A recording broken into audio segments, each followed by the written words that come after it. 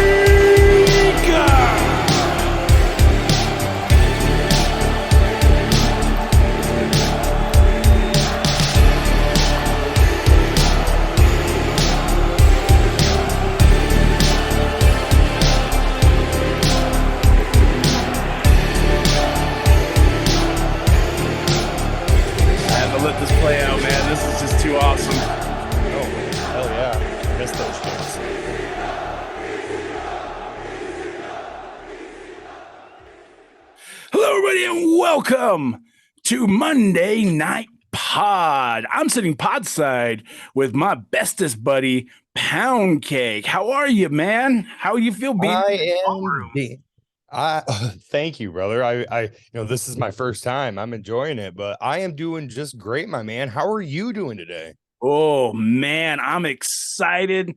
I'm excited to talk about all of this stuff because again, this is all your wheelhouse. This really is. This is sort of a dream come true to actually be here in the ballroom today. But man, I never thought I'd ever get a chance to talk about ECW anything on the show. So thank you, by the way. No, thank you, man. I'm we've talked a lot, and this 90s pro wrestling is like my bread and butter, man. I was 12, 13 years old, scouring satellite dish guides trying to find ECW at like 1 a.m. on a random channel, and trying to just like scrounge and check out everything I could in like 95 and 96, because it wasn't out there for us wrestling fans back then. It was all about the tape trading and whatnot, and I was a little too young to be really getting into that stuff. But as it went on and they got their national television deal, it really came to the forefront with they had their first pay-per-view in, I believe, April of 97, and just kept rolling on there. And it was nice to have something a little different. And we got to watch WCW and WWE take a little bit from ECW in those days. It was really cool to find out later on that ECW was basically that back then was sort of like their NXT before NXT became its own brand. So it was really cool to find that out. But I never ever watched anything ECW. So I mean I even missed the WCW ECW invasion storyline back then. So my very first taste of ECW would have been when they started talking about Rob Van Dam, Tommy Dreamer, and mind you, this is when they were all in the WWE. I never got to see Taz wrestle, period. So getting to watch a lot of that stuff when they went back. This is gonna shock you, but the very first time I ever watched anything ECW related was One Night Stand. Yeah. And I mean, I feel like there were a lot of WWE fans in that 05, 06 time that was their first being exposed to what ECW was. And with the release of the Rise and Fall of ECW, a spectacular documentary that's out there on Peacock that anyone should check out. It exposed a lot of people, and they were, at that point in time, it was, I think, WWE Classics on Demand. They were putting out a lot of ECW content and DVDs and trying to tap into that market of hardcore still in the mid 2000s, and did pretty well with the One Night Stand shows. And then everything kind of fell apart when they decided they were going to try to do their own ECW, which, I mean, looked like the original ECW, but the feeling was not there of the original ECW. It's almost like watching one of those, like it's almost like watching your favorite movie when they're say, oh, we're going to reboot it, or they're going to redo it, and when they do it, it's not the same. There's cameos by the original cast, but they're not, they're not the same characters, or if anything, they're not what they used to be. It's just one of those things, and I see where they dropped the ball with WWE ECW, just because you can't recapture that. I think that the days of hardcore wrestling really are gone. Okay, let me back up a little bit. I don't think that they're necessarily gone, but it's just like the days of being the raunchy, what ECW was its own brand, was its own brand of, like, the big FU to everybody else, of like, we're gonna go do our own thing. It was I've said it before, it's backyard wrestling on a grander scale. And it was fun, it was gritty, it was one of those things to watch. They even had some like great wrestling, period. Today's match that we're going to be watching today, the WWA episode, forgot to say that at the top of the hour, is it took me by so much surprise, because I'd never seen Mike Awesome and Tommaso Tanaka. I'm probably messing up his name. Masato Tanaka. Masato Tanaka. That's a lot of Owls. yeah. So, but it was great wrestling. It really was. It was great wrestling to watch. So for me, and I watched a lot of the show. So I was like, okay, well, it's your standard ECW stuff that you thought you'd see, but this one took me by a margin of surprise, because I was expecting, don't get me wrong, they stayed true to the ECW extreme part, but at the same time, it's some pretty solid wrestling. Yeah, and we'll get into more of the history of these two specifically when we get into the watch along, but I that's one guy that I sing the praises of as much as I can, was just how underrated Mike Awesome was as a talent in the United States. Like in Japan, absolutely just a huge star there in the early and mid 90s, but never really got his due here in the US. And when he finally did do great things, we kind of have touched on in discussions between me and you before about how WCW just ruined him with the fat chick thriller and that 70s guy personas, and he never really recovered from that comedic take, because the guy's a monster and he should have been treated as one, especially with the things he could do that a lot of guys his size just couldn't get away with. And we'll see a lot of that in the watch along today.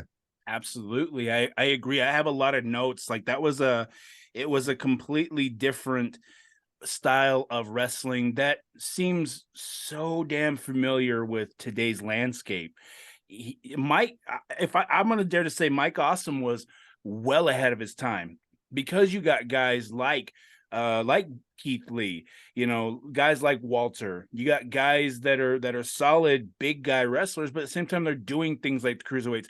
We're gonna get, once we get into the match, like you said, we're gonna see a lot of things that Mike Awesome was doing at that time that fits today's, the today's performance. So I'm gonna say that Mike Awesome was well ahead of his time, and just 20 years too late. Early. Well, and the crazy thing was Mike Awesome was doing this 5 to 10 years even before this match in Japan. He was still pulling these same moves and wrestling the same style. Like Mike Awesome, like, and I agree, was so far ahead of his time. And we're talking about a guy that if he was dropped in like today's pro wrestling, he could be the champ. He could be a guy that could go up against Reigns and really be believable as a threat to Reigns at any point in time. And it's just, like I said, it's too bad we lost him far too soon, and it's too bad that he never got that big run that he deserved, being the talent that he was.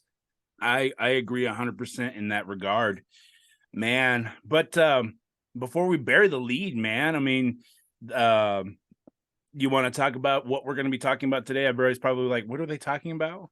Uh, today's wrestling watch along is the 1999 November to Remember. It's the ECW Heavyweight Championship match between the ECW Heavyweight Champion Mike Awesome and the challenger Masato Tanaka, a man that still wrestles today.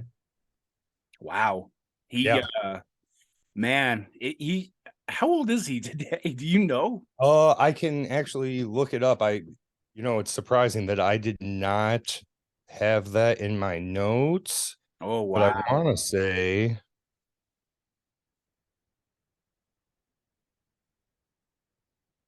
say it was like in maybe he's 49. So that was what I was thinking for some Oh, reason. So oh, relatively young, especially by wrestling standards. So, especially today, I mean, Undertaker, what got out of it in early to mid 50s. Like something like Tanaka, that. yeah, Tanaka still got a couple of good years to go, but uh just it's surprising when you look back and you're like, oh, like this is from 1999 and this guy's been wrestling for like 6 years already and he's still wrestling. So I mean, And Jericho is the other guy we would talk about if absolutely, man.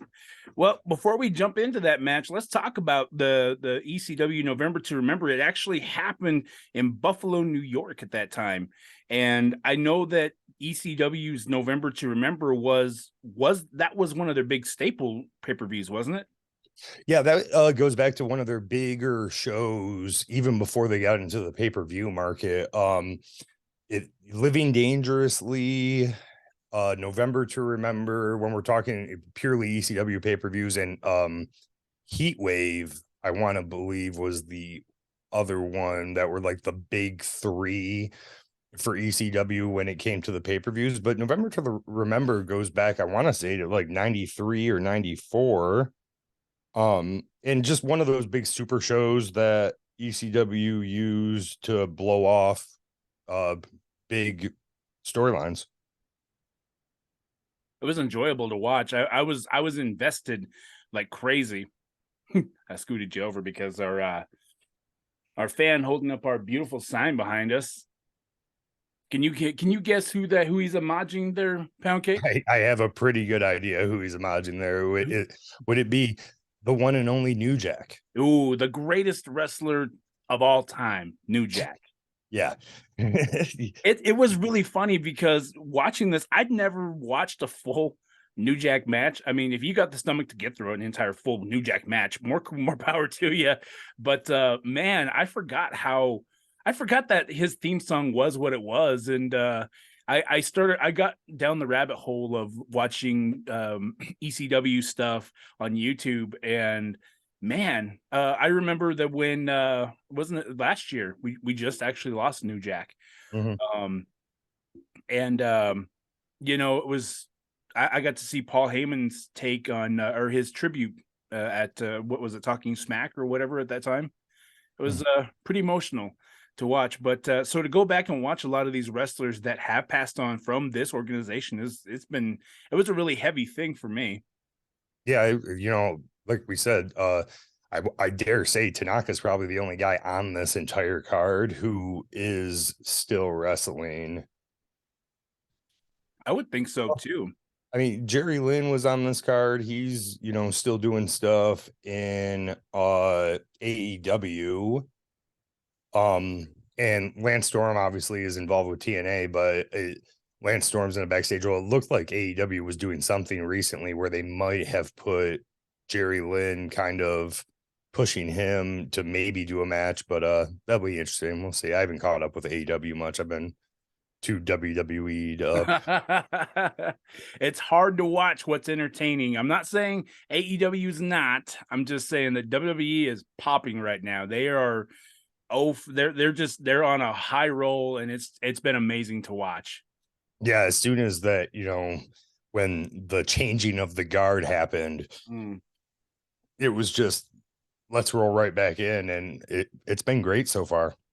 I wanted to talk real quick. I know Crown Jewel's passed and everything, but man, I cannot get over. I mean, I know how well and how over Sami Zayn is, but man, he is just doing amazing in this as a part of this whole bloodline thing. And the fact that my favorite thing has been what they've picked up on is the whole Uzi thing. But I don't know if you caught that, but holy shit, that was hilarious to watch because he managed to pop every single one of the guys in the ring by saying the Uzi line and continuing to say Uzi. Well, and he, we've been singing the praises of Sami Zayn on the show for weeks now about just how entertaining he is, how funny he is. And I really think WWE kind of caught lightning in a bottle with this one, and we'll see how far they push it. I would love to see Zayn challenge Reigns for the championship eventually. I don't know if it's going to happen, but it seems like we're going to take this storyline quite a ways. And, we've already seen like the little cracks and Sammy getting involved in everything. And we'll see when things really start to go for the rest of the storyline. I can't wait to see what it brings.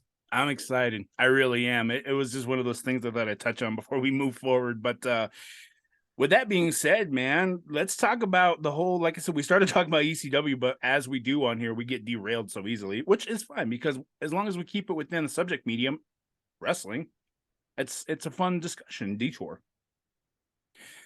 But man, like I said, I started watching this. I know that normally when we do watch alongs, I usually just jump into straight to the match and watch that. But I thought I would watch a little bit of the show because again, I'd never watched any of the ECW stuff. And so I wanted to talk a little bit about the breakdown of the first, about as far as in and as I got you down to talk a little bit about the beginning of this show. Sure. Awesome. Well, so it kicks off with Cyrus who?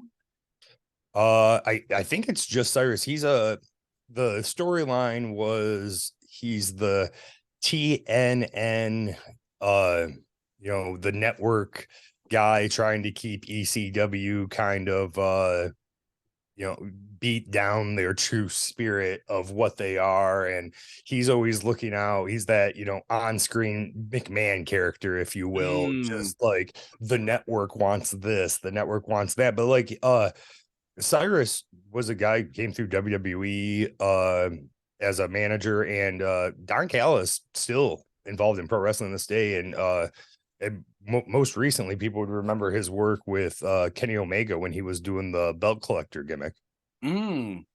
I thought he sort of looked a little familiar, but I was just, like I said, it's so weird to watch people that when they go through the ECW phase, like they go through this weird little, like, I'm going to try this, try that, try this. So it's always been really fun to watch who comes through and stuff like that.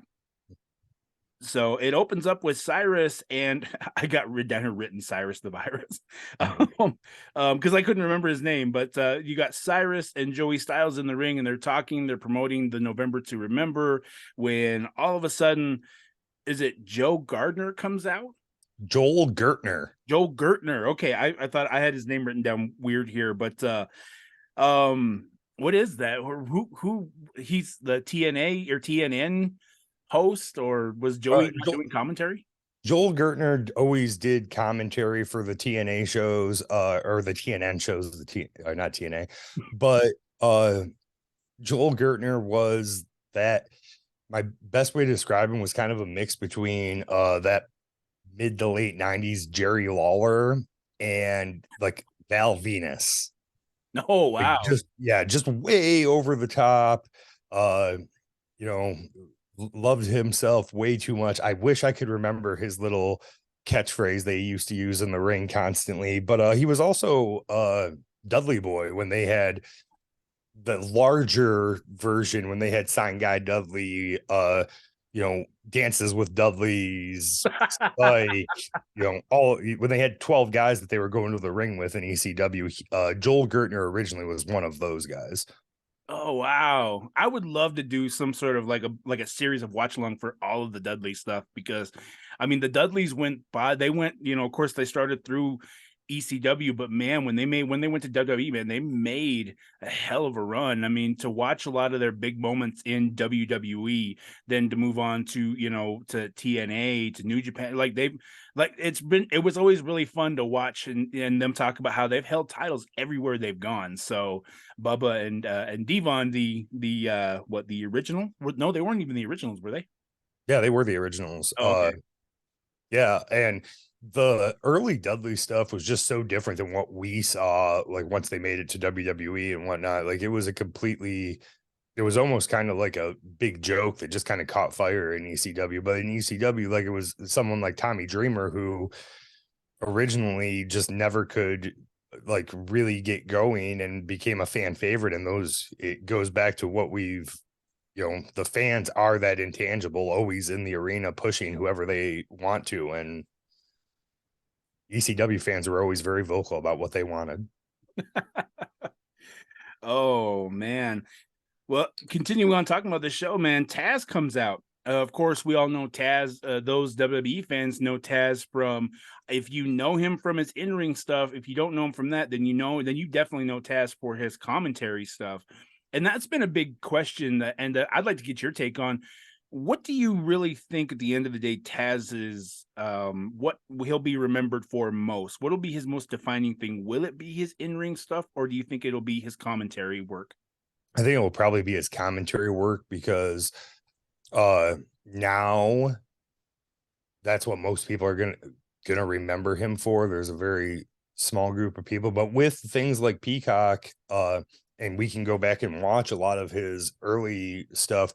But Taz was, I mean, he was that MMA type guy before even Shamrock got to WWE in 97, 98. Like Taz was doing all the suplexes and doing chokeholds and all those kind of things before it was really popular, before UFC was really what we know UFC to be today. Like Taz was adopting that stuff early on in his career.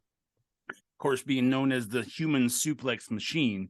I've gone back and I've watched a lot of stuff, mostly his WWE stuff, like very short, very short run in WWE as a performer. So it was really fun to watch him do stuff in ECW, and holy shit, man, he was he was popping in ECW.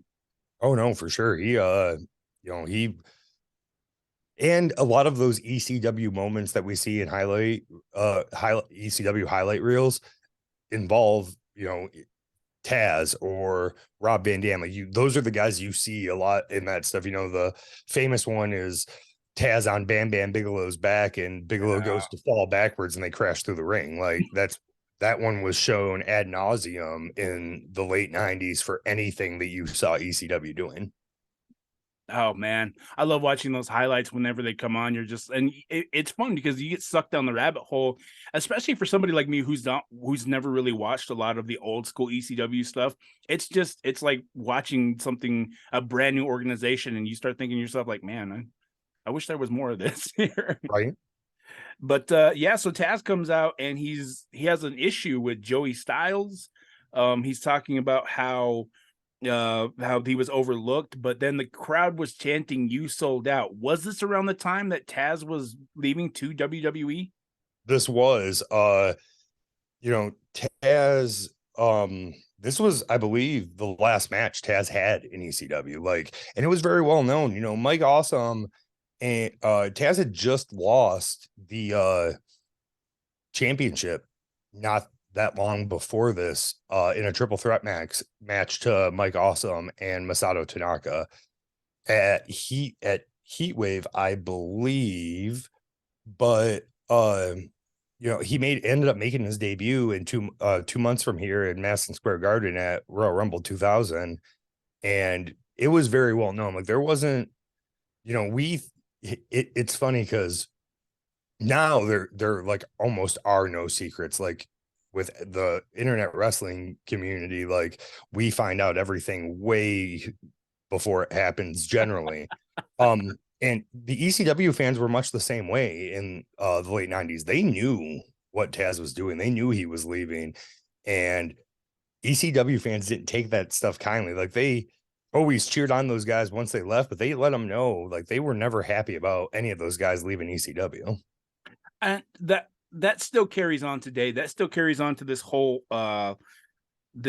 like when you transition from one show or from it, not so much show within organizations like from Raw to SmackDown or vice versa, stuff like that. It was an NXT thing when you went from NXT to the main roster. That was always a big pop thing, but I mean, it's not as big as it used to be, you know, to watch guys go from WWE and debut in WCW and stuff like that. So I loved it though. I loved that the fans were so pissed off at him because that's that whole original like ECW original stuff. So and I enjoyed the hell out of it. Yeah. It's good shit, man. It's good shit, pal. Oh man, but yeah, no, I was enjoying the hell out of it. I love anytime Taz, he's a hell of a talker, and I love listening to him talk. That thick Brooklyn accent that he has, oh, drives me insane every time. But so they move on from that segment, and they play this video package. It was funny because watching the video package of them talking about this is the seventh one that they'd had, and this was what 99. So this is the seventh year that they've been doing this, and I took a lot of notes during this, and it just so much of what's in this video package is just would never fly today. Could never ever fly between the chair shots, the adult content, the swear, you know, just everything about this was just like holy shit. It felt dirty. It felt like watching like it felt like watching your like when you stumble upon your like your creepy uncle's like video collection. You think you think that it's one of those like pre-recorded Simpsons tapes, but it turns out to be something else. Yeah, right. No, and that's a lot of what ECW was in these days. You know, it like that's the thing is they knew they couldn't be WWE or WCW, so they tried to be the alternative and try to do everything a little bit differently and try to be the opposite. And you know, got to do some work with WWE in 97 or late 96 and a lot of 97, kind of promoting themselves before their first pay-per-view. And it was that, you know, it was dirty, it was gritty, it was cut differently, you know. They say it all throughout the entire documentary that we talked about. Like Paul Heyman was great about accentuating the high spots and kind of hiding the like crappy things. And it's the way they cut videos. It was very rock and roll. It was very punk and just something different than what especially in that 95, 96 time, the things WCW and WWE were putting out until, you know, once the Attitude Era hit in late 97, we started seeing WWE adopt a lot of these little things ECW was doing on like a smaller scale. And it ended up being the difference in the Monday Night Wars. And I mean, just in pro wrestling in general. So that I like that. I like that. I mean, because if you watch these side by side and you do it chronologically between the Attitude Era, ECW, and WCW, I think that WCW's whole thing was they stayed, and maybe that's just an observation that I'm looking at right now, but you had WWE that took it from this whole PG era-esque big names and stuff like that and started adding a little bit more raunch, a little more attitude, a little more cussing and stuff like that. This is again the stuff you said ECW was doing, but on a smaller, more toned down scale, whereas WCW never adopted that. They were still very clean cut. You know, even their bad guys were still very very early-esque 90s, 80s villain-esque way. So I don't know. That's just a quick observation. If you really think about it, that's pretty fucking cool. No, and you know, when WCW finally tried to, you know, get a little bit pushed in that envelope, they did it so terribly, and it was so just over the top, almost like a joke by the time they started picking up on some of this stuff. And it just, at that point, it was too late. Like, you know, the bad mistakes and, yeah, there's just too many. You can't continuously make terrible mistake after terrible mistake after terrible mistake and expect things to get better. So I really do. I think that has a lot to do with the the shows that they were on, the networks that they were on. I mean, USA definitely was like, hey, you can't be doing this, can't do that. But I mean, WWE was like, all right, we're still gonna do what we're gonna do. Whereas I think that, I mean, Ted Turner owned WCW and it was on his network, so it's pretty much he gets the final say. So that and that's just a more observational thing than anything else. Yeah, and I think it completely underrates the fact that one company was the head was the guy whose money was truly on the line, and the other company was a guy that was pretty much given an open checkbook, and they booked shows in South Dakota just because they liked riding motorcycles rather than actually thinking like what was going to make them money and really be successful. God, that's crazy. Of course. But moving on, man. So the first match of the night is these names, the ECW roster and the guys that are in this, just a lot of this was hilarious. But Simon Diamond with Dick Hertz. Yeah, that's right. That name caught me. I went, who? Okay. So there's a lot of they play on this whole Simon Diamond thing with Simon Says and a lot of dick jokes. And Oh, dude, I so thought that many was dick hilarious. jokes. Oh man, I thought that was hilarious though. But yeah, no, the first match was Simon Diamond and Dick Hertz. They had I can't remember if it was the opening match or something, but one thing that happens at the end of the match is that Jazz actually comes to the ring. And I made note of that because I was telling you, I was like, I didn't know that Jazz was an ECW original. Mhm. I only knew Jazz from her WWE time. And to see that, I went, whoa, wait, what? Yeah. Uh yeah, this was like and right when Jazz I want to say was getting like just starting out in ECW. Like she was very new. I want to say to be involved this early on in the show. But like I said, other than kind of catching up with this show, a lot of this stuff is things I haven't really dove into since 99. Like other than, my main man Mike Awesome, who we are going to talk plenty about when we get to this watch along. Yeah, moving along, man. Spike Dudley, a familiar face. We talked about the Dudleys earlier, and man, he looks way different then than he does, now. I mean, of course, even now. But man, that was something to see Spike Dudley because I was expecting to see the entire Dudley crew. Yeah, and yeah, this was that time when Spike was actually really going out on his own, and I believe the Dudley boys were probably already in WWE or at this point in time. But Spike Dudley's not that far out from actually having a program with Mike Awesome after this. And uh the matches they put on were very interesting because Spike was always that guy that just kind of got beat down terribly, and he was always the consummate underdog, like always making that comeback and whatnot. And the stuff him and Mike Awesome ended up putting on in I want to say early 2000 ends up being very entertaining. It was really fun. The one thing that caught me off guard was that I'm so used to the standard of, all right, one match is over, give a little breather, entrances, referee announced, you got, this, that, and the other. It caught me off guard because it was just like a continuous thing, one after another. Like there was guys that coming out and they'd start shit with one guy, throw them out of the ring. Here comes another guy. And so you're going back and forth. And it was like, wait a minute, which match start? And there's a referee out of nowhere out there. So I'm like, when does this match? What? And so Mhm. that was one of the things that caught me way off guard. Yeah, and that's one of those things ECW was great for, was just nonstop, just boom, boom, boom, boom, boom, always keeping everybody entertained and like keeping the focus on what was going on because of trying to be different and not trying to give those lulls where you're giving people time to miss things. Like they were keeping the action in the ring, keeping it going as quickly as possible, because it's not like going to a live WWE show today where anything, all the, little video packages we're seeing out in the arena, like if they were doing like long backstage portions for this pay-per-view, nobody in the arena was seeing it. So Paul Heyman was always good about keeping action in the ring constantly and keeping everyone engaged.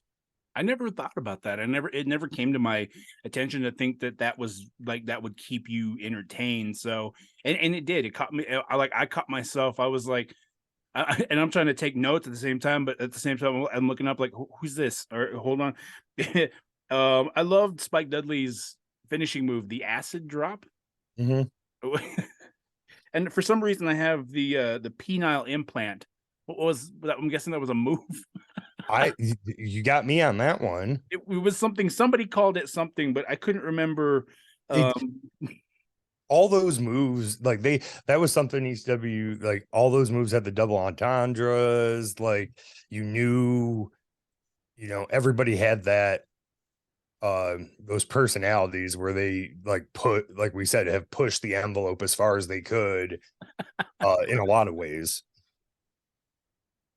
I was laughing because it made me laugh. But following that match was the FBI, that we know, but the only one that was from the original FBI that I remembered was Little Guido, who would turns out who would go on to WWE to be called Nunzio. I think that Nunzio. that was his nickname there. But they run in, they attack Spike Dudley, and out of nowhere, Nova comes in. And they start, the Little Guido and Nova start their match again. Like I said, this was one of those things that caught me off guard because I was like, okay, all right. And that was when I started getting like, oh, okay, so this is like how they operate. And man, that was a hell of a match too. Nova, of course, later go on to be Simon Dean, for those people that don't remember him in his time in WWE, and of course Hollywood Nova from the BWO. So I loved it. I loved watching Nova in the ring. Yeah, Nova, very entertaining when they did their BWO stuff, and did great work as Simon Dean. I think he, at the time, just making his WWE was a little past the prime on his career to really get that push, but had all the talent in the world in these late ECW days. I loved it. I thought it was entertaining. It was, again, a match full of a bunch of, there's chair shots, there's table spots, there's so much going on, there's so much action going left and right, but still a good solid match. The fact that somebody got smacked with a wooden chair out of that was hilarious, because I was like, who uses wooden chairs anymore? Right. But man, that was just entertaining. To watch somebody be, I think what Nunzio finished him with the Tamakaze or Kamikaze. The finisher, it basically was an unprettier. That's how I knew it. Oh, okay. Heard that. Yeah. But man, that's about as far into the show as I got. And then I was I was like, all right, I got to get to the main event because if I didn't, I knew I was going to end up staying there forever.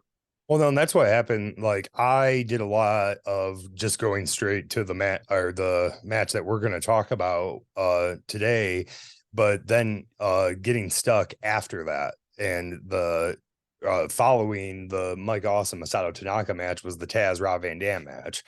And I am quite the Rob Van Dam fan, since Rob grew up like 20 minutes from where I live. So he was always one of those headliners every time WWE came through Kalamazoo growing up. So I was always a big Rob Van Dam fan just because of the Michigan connection. So I love it. I still am a Rob Van Dam fan too. Actually, my haircut is sort of inspired by that. It was interesting because watching Brock Lesnar now, his haircut, like he started growing his hair around the same time I started regrowing my hair, and I'm like, oh, okay, I'm passing. I'll take a Brock Lesnar reference, but it's more of a Rob Van Dam thing than anything else. yeah, I get Aaron Rodgers because of me having the exact same haircut as like we figured out the last time we recorded. We have the exact same haircut. That was awesome. That was just awesome, period.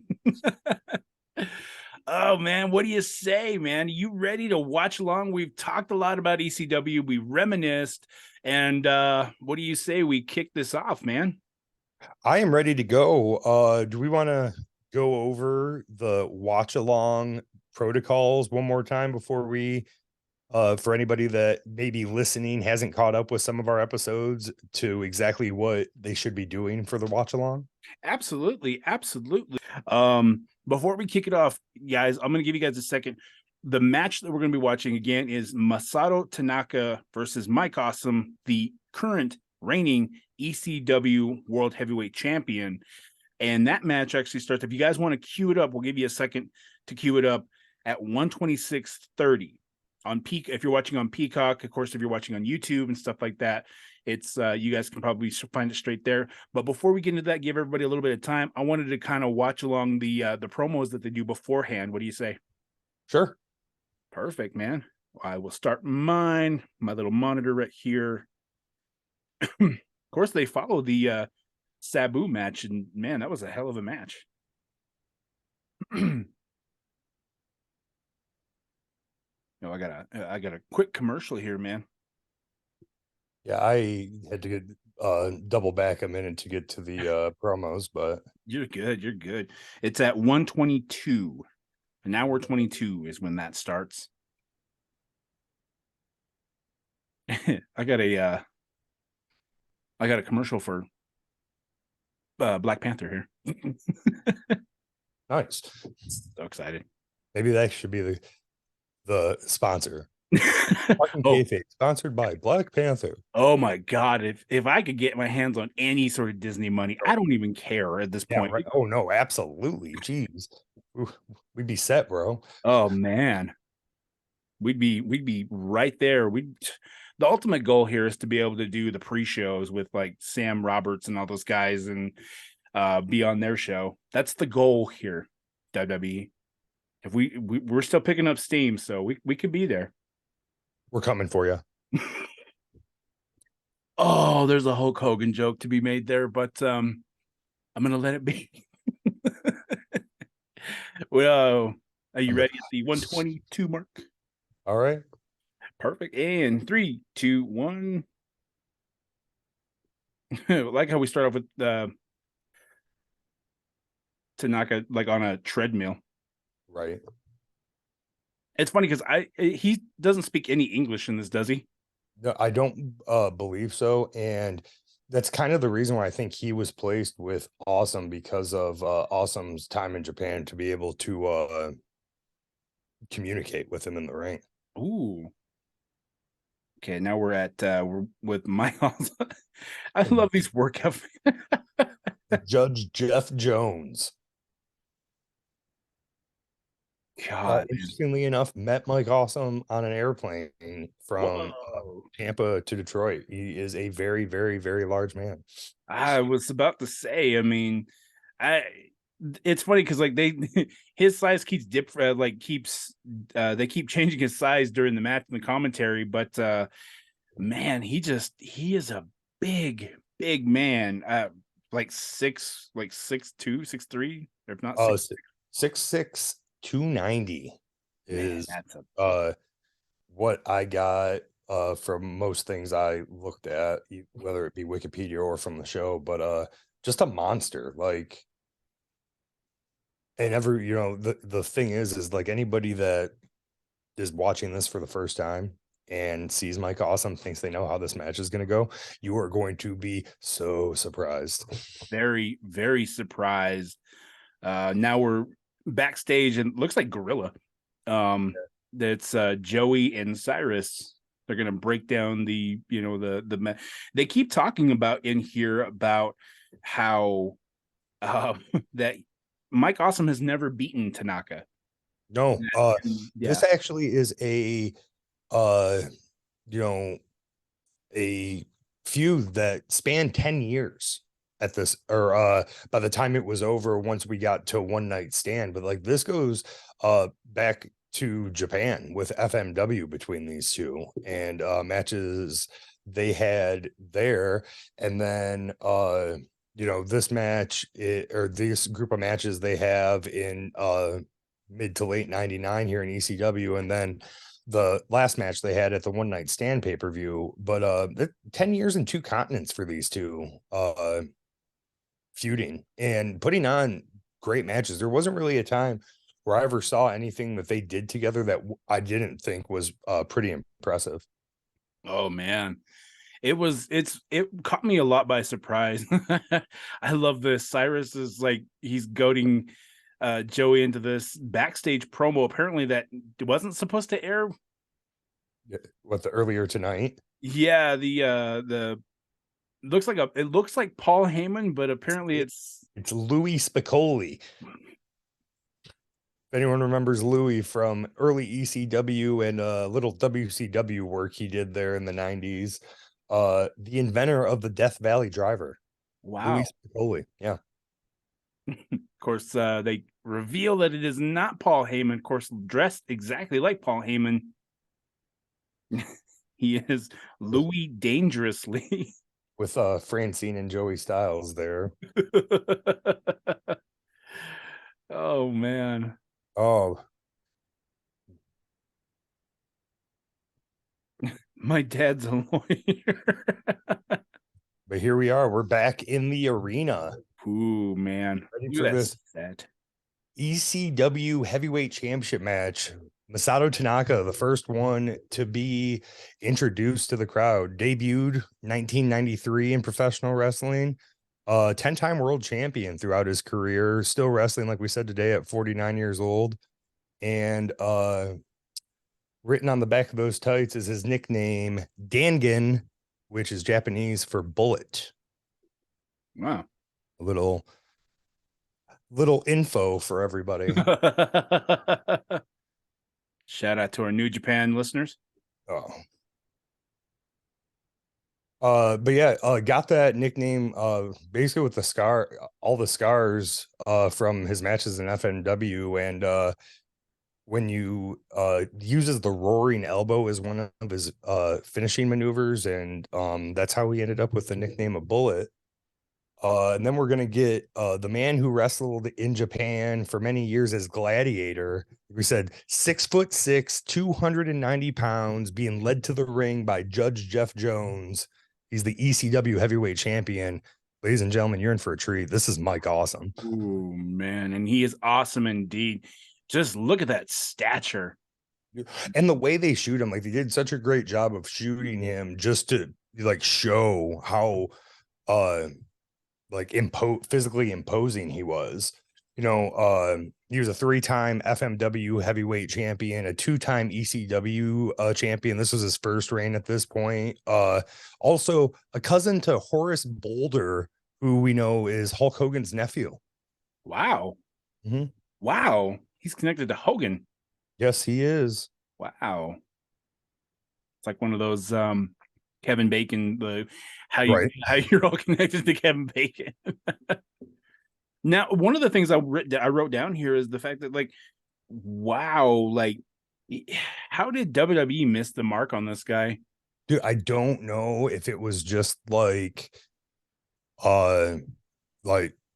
backstage stuff that they heard about Mike Awesome or whatnot, but like I don't get it, especially in that like early 90s. Like this is a guy that had everything written on him to come in and press Hogan and be that, just the heel factory for Hogan to go through.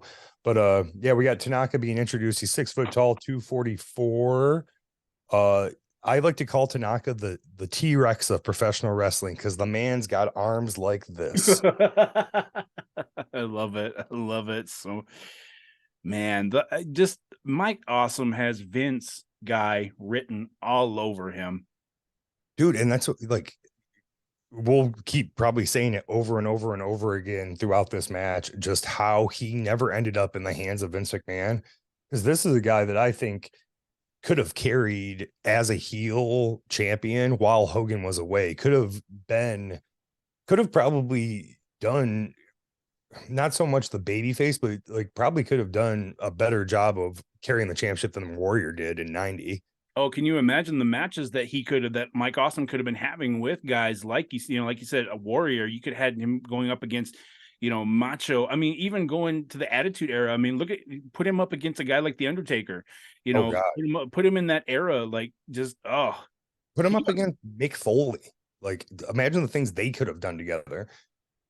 in this early on, splash into the corner by Awesome. Oh my God, he's a freight train. I wrote that down. I was like, man, this is Well, and like right here, like I know I remember because me taking my own notes, we're good. We're about ready to get just a small taste of how awesome Mike is right here, just up on the ropes and jumps off with ease, back elbow to Tanaka. that's a big boy, to quote Brock Lesnar when he looked at Keith Lee. Well, and that's the thing too, is like Tanaka's not going to be outdone here either. Like Tanaka is not generally the guy you think would be going flying around, but we get a little splash to the outside of the ring here on Mike Awesome. And a good woo. And those ECW chants that we love so much. Oh man. Right out of the gate, though, just so much action already. Oh yeah, just well, it looks like everything obviously has been disheveled at ringside already. We got Tanaka Irish whips Awesome into the guardrail, and Tanaka comes in with his chair, and that's going to be one of those things we see in this match. Tanaka always loves using his chairs, like, and they're just littered everywhere. I was gonna say this. Of course, that's ECW for you, Right? Yeah. Mike Awesome, nice reversal on the Irish whip, sending Tanaka into the guardrail. little payback from that earlier spot. Mm-hmm. One of the things I wrote down here was that they were talking about how ECW, the ECW title was defended in Japan. So was that kind of like a non-exclusive thing that they were doing? Like ECW title could go anywhere. Well, and I think what a lot of that point was because Tanaka was introduced as from FMW in Japan. As Mike Awesome snatches Tanaka in midair and belly to bellies him. So I think that was the whole point, was like they wanted to make sure that everyone knew that I gotta stop right here because we're about ready to see a 6'6", 290-pound identified flying object. Look at this. Look at this. Oh my God.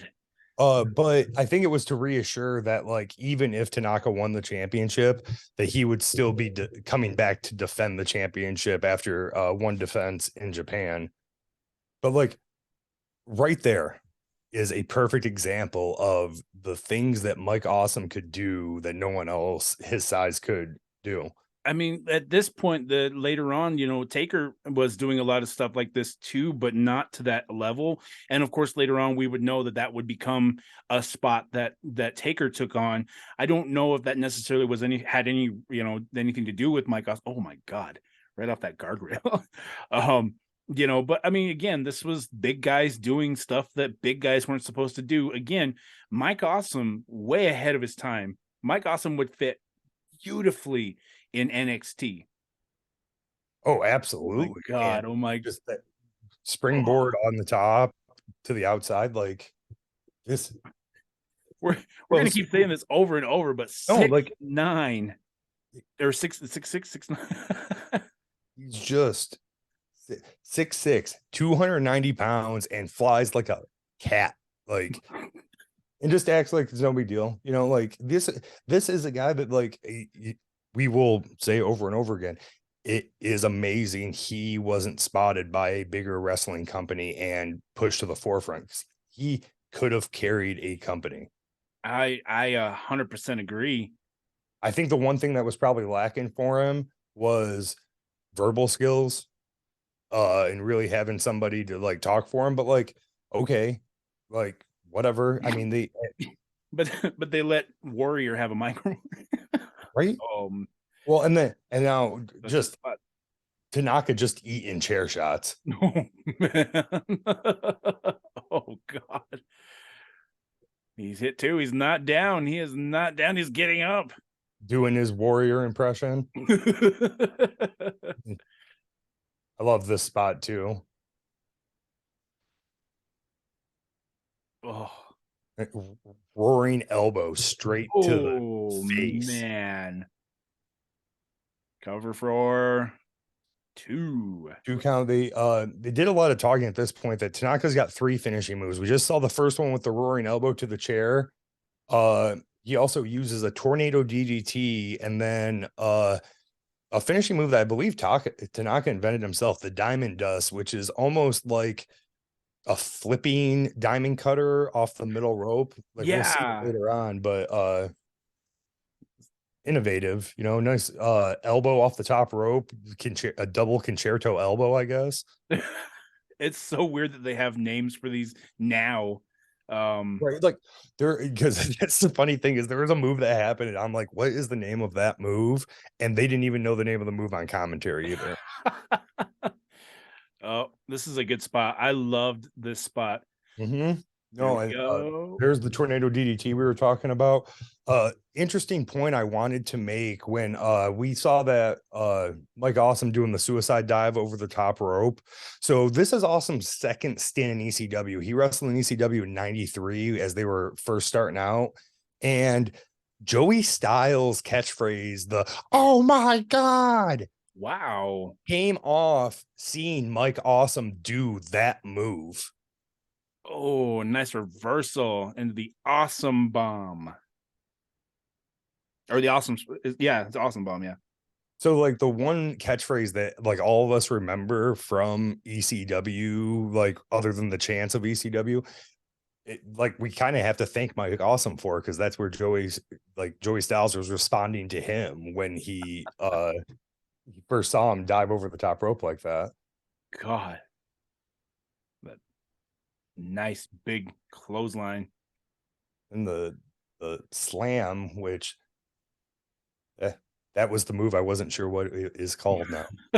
You Like see, Awesome going to the outside, him and Judge Jeff Jones setting up the table for, I'm sure will be some we're just used to ECW stuff. He's getting ready to sell t-shirts there, Pound Cake. It's what he's doing. He's spreading out the merchandise. He's got money to make here. Oh man. Oh God. Boot to the face. That's really good. Oh my, what is he I'm doing? up for the running awesome bomb reversal with Oh belly to back, belly to back suplex. Out on the apron. What are we gonna do out here? man. Awesome's got him set up on the apron. Sit out awesome bomb onto the table. Man. Oh my God. Sorry. The holy shit chant coming from the crowd right Oh, now. I know. It's funny because Joey actually says it too. I'm gonna say it. Holy shit. Yeah, he makes reference to it so many times about how he knows his parents are watching it. Sorry. Oh man. Just the carnage on the outside of the ring. Like, I can only imagine what ECW spent in one night just on tables and chairs. It's funny because like you can see later on in the match where Mike where he landed on that table. He has a little mark on his back of his thigh where you can tell that he hit that chair or hit that table right there. If you look, 2 count. I can't tell if he's bleeding or if that's just a big scratch or what it is, man. But no, Yeah, whether it's like a welder or just kind of caught him with a splinter or whatnot. But we see Judge Jeff Jones putting another table in the ring. 2 tables, Pound Cake. Two Dude, tables. ECW, dude. ECW. I like how yours is so mild. It's what 30 years of this gets you. It's just like, bro. Like, what is he setting up for here? nice Oh little man, club to get him up there. We see Mike Awesome scale the ropes, doing Mike Awesome things. God, he doesn't have to scale too high or too much. Like one, two. Ooh. In the reverse. Oh man, that is a far. Oh, well, again, as awesome as Mike was, yeah. Mike's trying to get him up for a top rope awesome bomb right now. Oof. Looks like Tanaka's still hitting that reversal. All that man up on the top rope, down to the table. Oh. We get the ECW chants once again. They're way more raucous than me.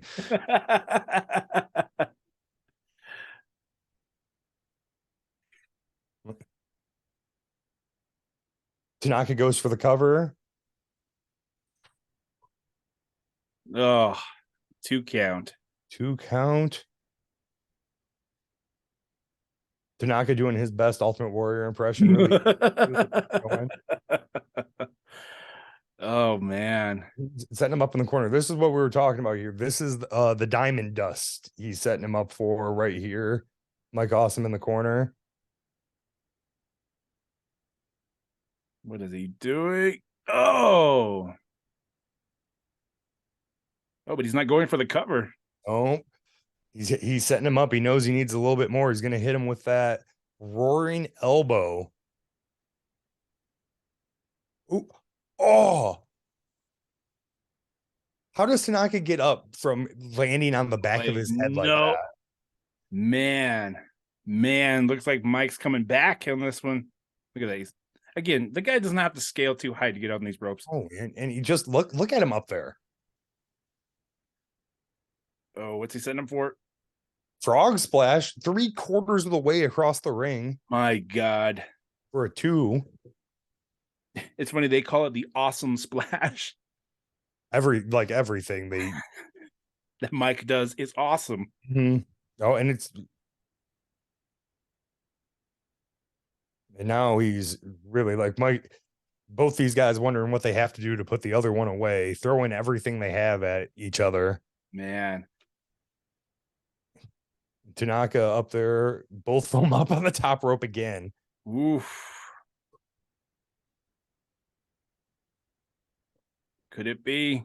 Could it be? Holy shit. Your mom's watching Pound Cake.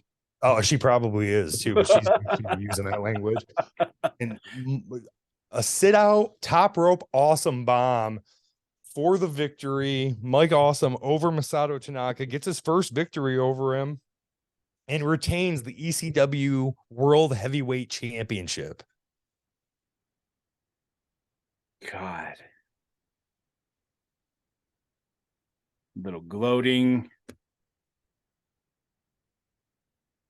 Man. Dude, this isn't it for these guys. They still have they trade the title back and forth at the end of December on ECW TV, and then Masato Tanaka is essentially like takes off and heads back to Japan and to work with FMW, and Mike Awesome moves on to a feud with Spike Dudley after that. But a little of the taste of the magic that these two could put on together, and a little taste of what ECW was all about.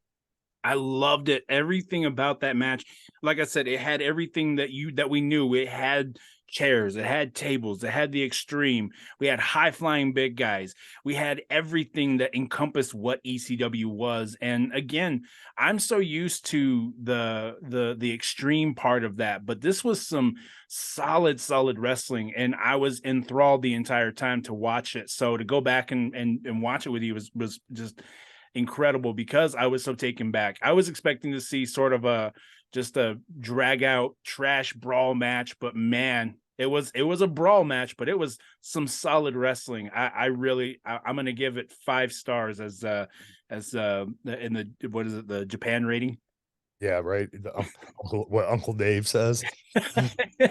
Ooh, I like that. It's Uncle Dave. Yeah, but it's just like you'll hear me say, and if we ever talk about at some point underrated wrestlers and whatnot, this is a guy that'll be right at the top of the list. Like, we saw just a smidgen of his talent in that, and like I said, it's too bad we lost him far too early and didn't get a real chance to see him be the monster that he could be here in the US.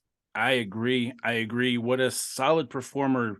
And man, there's so much here, and I can't wait to go. Hopefully, if you guys all enjoyed this, man, hopefully send us another Mike Awesome match, or if anything, maybe Pound Cake can figure out another Mike Awesome match that we can watch, because I can't get enough. The guy is awesome. I can find plenty of things for us to watch, sir.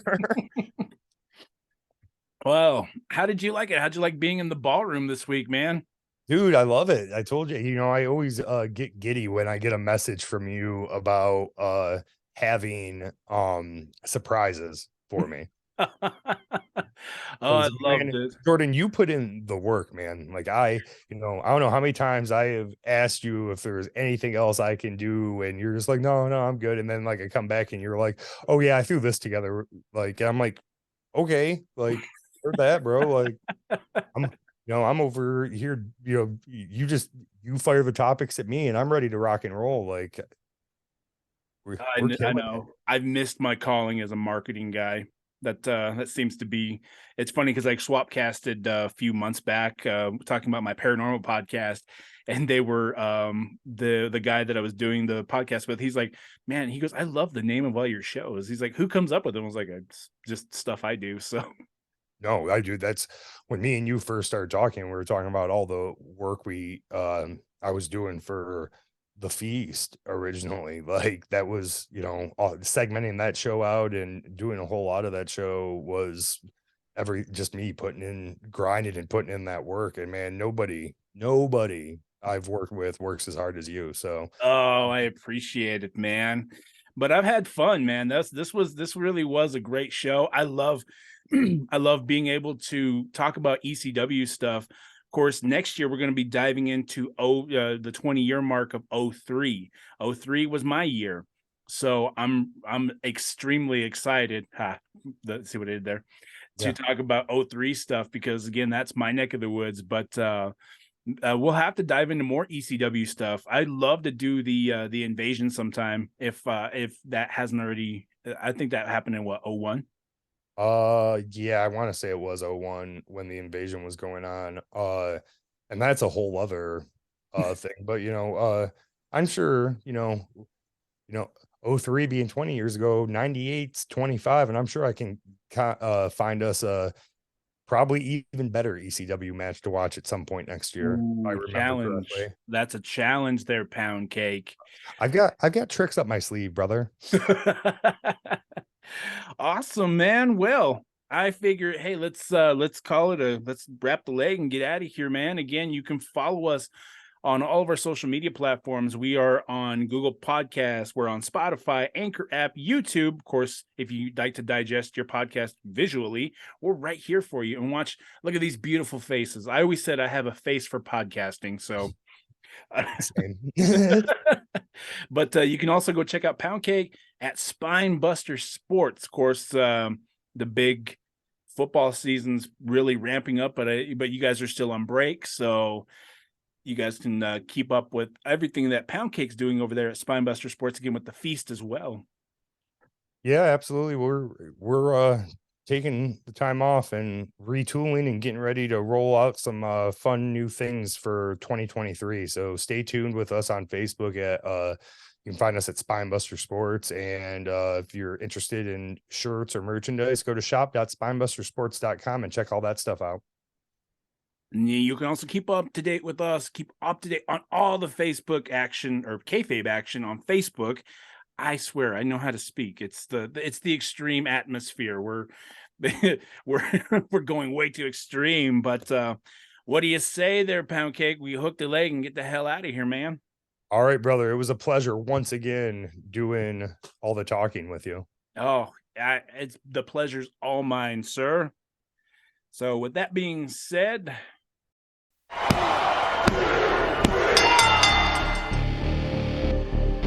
Talking Kayfabe is a Lone Bear production, with all editing done by me, Jordan Lone Bear.